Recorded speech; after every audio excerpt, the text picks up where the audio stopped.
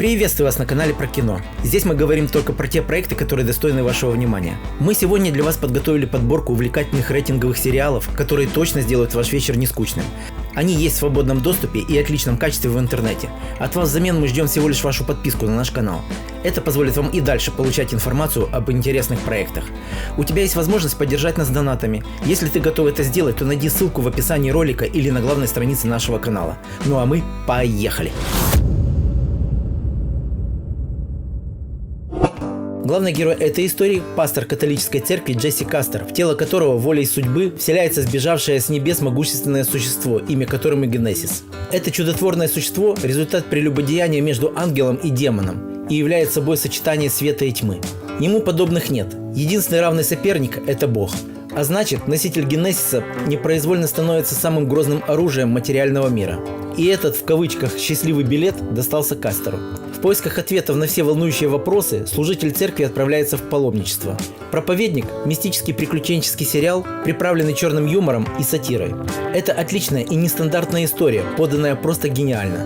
Доминик Купер и Джозеф Гиллан идеально справились со своими ролями. Сюжет настолько интересен, что не отпускает с первой минуты просмотра. В целом сериал на 10 из 10 и однозначно стоит потратить на него свое время. И поверьте, для тех, кто еще не смотрел его, он окажется очень неожиданным. Этот сериал от Netflix приковал внимание зрителей в первые же дни после появления в сети.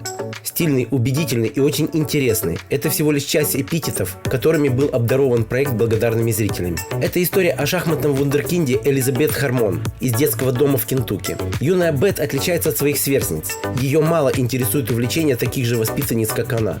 Знакомство с пожилым уборщиком, который любит играть в шахматы, открыл новый для нее мир. Теперь он состоит из 64 клеток на шахматной доске. Сериал «Ход королевы» основан на романе Уолтера Тевиса. Возможно, тема вам покажется скучной, но поспешу вас успокоить, сериал настолько захватывающий, что вы не успокоитесь, пока не досмотрите его до конца. Актриса Анна Тейлор-Джой настолько вписалась в образ и характер своей героини, что трудно себе представить кого-то другого на этой роли. Этот проект стал лучшим шоу Netflix 2020 года. Сериал состоит всего из одного сезона, который в свою очередь состоит из 7 эпизодов. Так что если вы не смотрели, то обязательно найдите время это сделать. Не пожалеете.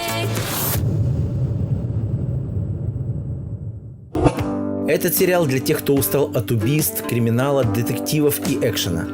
Эта история уж точно погрузит вас в теплую домашнюю атмосферу французской кухни. События разворачиваются в первой половине 60-х прошлого века. Нам рассказывает историю известной писательницы Джулии Чайлд, автора серии кулинарных книг. Она первой придумала создать кулинарное шоу на телевидении и прославилась этим на весь мир. Джулия невероятно харизматична и обаятельна. Она способна увлечь и зажечь своей идеей каждого. Особо хочу отметить блистательную игру Сары Лангшир, воплотившую образ и характер главной героини. Актриса настолько органична, что с первых минут просмотра вызывает симпатию. Сериал к просмотру рекомендован тем, кто любит спокойное, глубокое кино.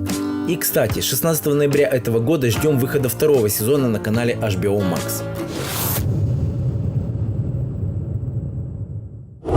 Сюжет сериала «Однажды ночью» о мрачной истории, которая произошла с парнем, решившего провести бурную ночь с незнакомой красоткой. Студент университета пакистанского происхождения без спроса берет такси отца, чтобы добраться до вечеринки.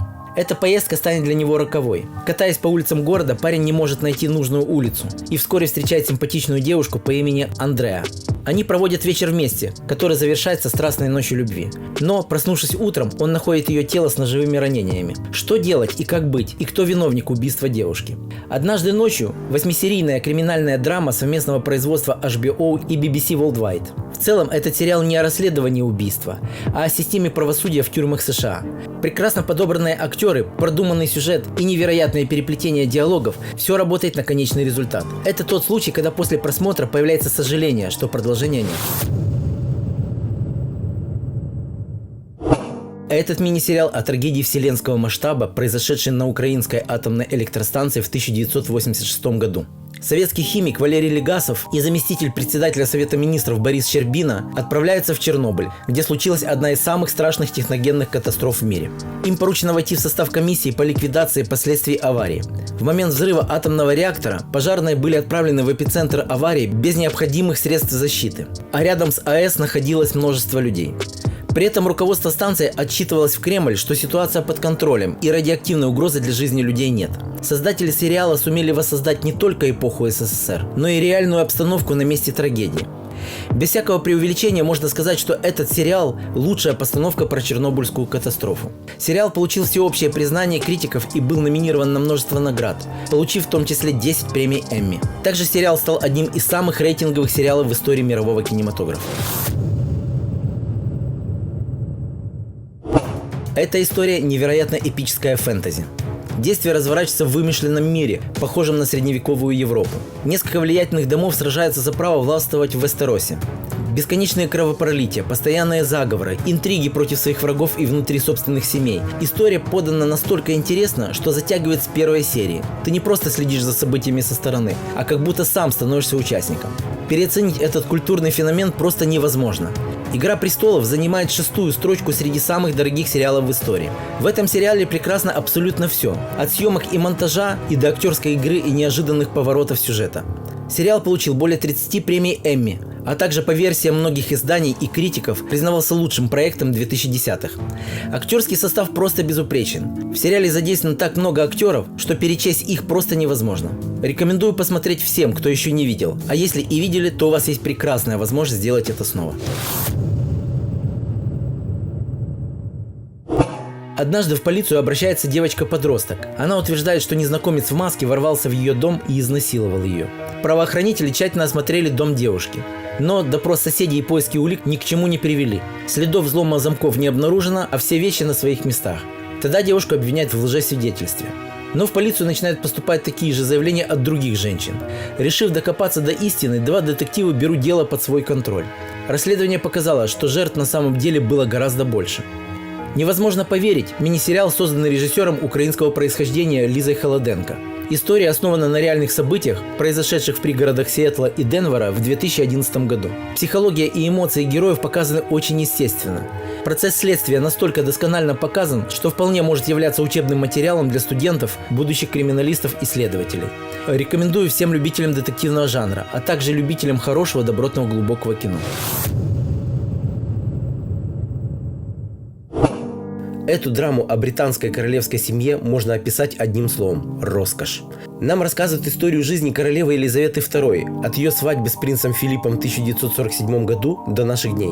Сериал «Корона» фиксирует грандиозные исторические события, происходящие за завесой Букингемского дворца. Уинстон Черчилль, принцесса Маргарет Тэтчер, принцесса Диана и другие исторические фигуры рассматриваются с высочайшим кинематографическим изяществом. Сериал «Корона» – это не только история всей династии Виндзоров. Это история всего народа Англии. Ведь все значимые и даже в большинстве своем трагические события были освещены в сериале. Это и катастрофа в Аберфане, и полевой смог, и проблемы с Египтом, конфликты с бывшими колониями, англо-аргентинский конфликт на Фолклендских островах, а также противостояние и обида Уэльса. «Корона» – один из самых дорогих сериалов в истории. Общий бюджет первого сезона обошелся создателям в 100 миллионов фунтов стерлингов за 10 серий. Создание следующих сезонов стоило примерно столько же. Такой внушительный бюджет был необходим, чтобы создать роскошные декорации и костюмы, позволяющие по-настоящему проникнуться эпохой, которую мы видим на экране. Ну что, у меня на сегодня все. Мы и дальше будем рассказывать в наших роликах про те проекты, которые достойны твоего внимания. А для того, чтобы не пропустить, тебе нужно всего лишь подписаться на нас. Ну и не забудь оставить отзыв в комментариях про тот сериал, который ты уже видел. Всем пока-пока, услышимся.